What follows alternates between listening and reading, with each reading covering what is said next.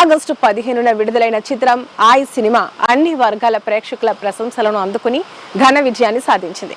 ఈ సినిమాలో నార్నే నితిన్ కు జంటగా నటించింది నయన్ సారిక. ఈ సందర్భంగా తనపై ఇంత ప్రేమాభిమానాలు చూపించి తెలుగు ప్రేక్షకులకు ఆమె ప్రత్యేకమైన ధన్యవాదాలను తెలియజేసింది.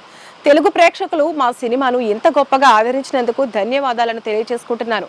టాలీవుడ్ లో ఒక మంచి విజయంతో నా ప్రయాణం ప్రారంభం కావడం నాకెంతో సంతోషాన్ని ఇస్తుంది.